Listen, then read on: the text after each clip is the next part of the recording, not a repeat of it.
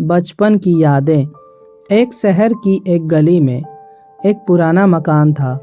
उसमें एक बूढ़ा व्यक्ति रहता था। उसका ना कोई रिश्तेदार था, ना कोई दोस्त। वह हमेशा अकेला रहता था।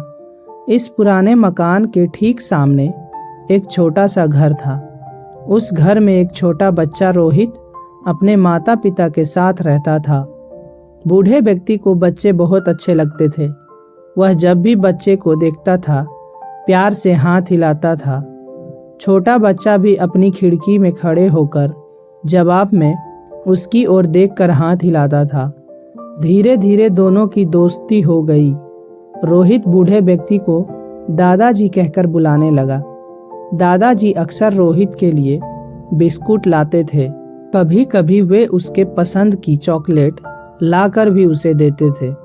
एक दिन रोहित ने भी उन्हें अपना एक खिलौना दिया, अपना टीन का सिपाही यानी टीन। दादाजी ने कहा कि वे इसे बहुत संभाल कर रखेंगे। कुछ दिनों के बाद रोहित ने देखा कि दादाजी कहीं भी दिखाई नहीं दे रहे। उनके मकान को तोड़ दिया गया और वहां पर एक बड़ा बंगला बनाया गया। रोहित के पिता ने उस बंगले को खरीद लिया।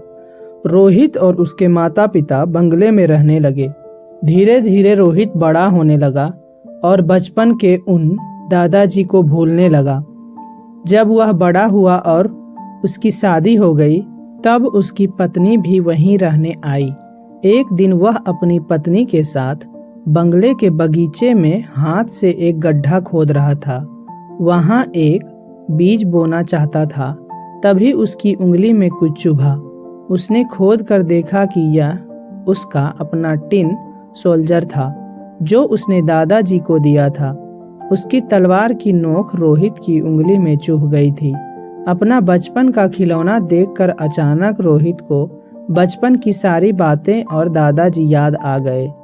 उसे याद आया कि दादाजी ने कहा था, यह खिलौना मैं बहुत संभाल कर रखूंगा। रोहित ने अपनी पत्नी को बचपन की वह सारी बातें सुनाई। सुनाते सुनाते उसकी आंखें भर आई। वह टिन सोल्जर रोहित ने अपने घर में सजा कर रख दिया। उसका यह पुराना खिलौना हमेशा उसे बचपन की मीठी यादों में ले जाता था। साथ ही उसे दादाजी भी याद आ जाते थे।